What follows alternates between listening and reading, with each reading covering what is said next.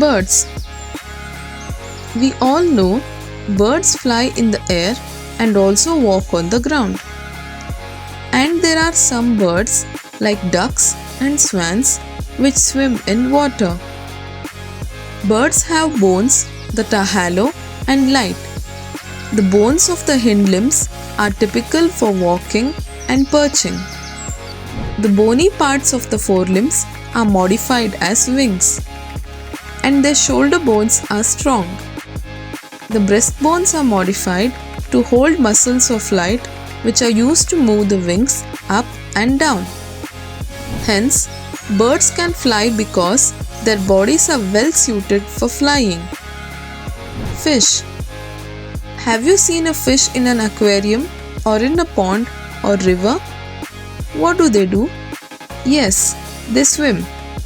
Let us see something similar to the fish and understand how fish swim.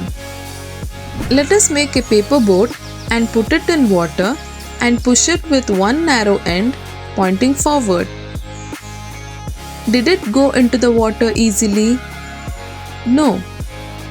Now let us hold the boat sideways and push it into the water from the broadside. What happened now? The boat moved easily. Do you accept if I tell you that the shape of a boat is similar to a fish? Yes, isn't it? The head and tail of the fish are smaller than the middle portion of the body, that is, the body tapers at both ends. This body shape is called streamlined. The shape is in such a way that water can flow around it easily and allow the fish to move in water. The skeleton of the fish is covered with strong muscles. During swimming, the muscles make the front part of the body curve to one side and the tail part swings towards the opposite side. Then the fish forms a curve. Then quickly, the body and tail curve to the other side. This makes a jerk and pushes the body forward. A series of such jerks make the fish swim ahead. Fins of the tail is involved in this. Fish also have other fins on their body which mainly helps to keep the balance of the body and to keep direction while swimming. Do you know that underwater divers wear fin-like flippers on their feet? This is to help them move easily in water. Snakes.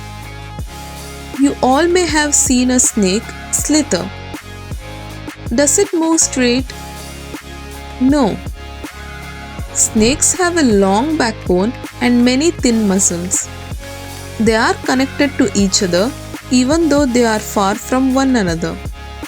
Muscles also interconnect the backbone, ribs, and skin. The snake's body curves into many loops. Each loop of the snake gives it a forward push by pressing against the ground. Since its long body makes many loops and each loop gives it this push, the snake moves forward very fast and not in a straight line. So, in this chapter, we have learned about bones, muscles, and other structures of different organisms which helps in the movements of different organisms. This is all about body movements.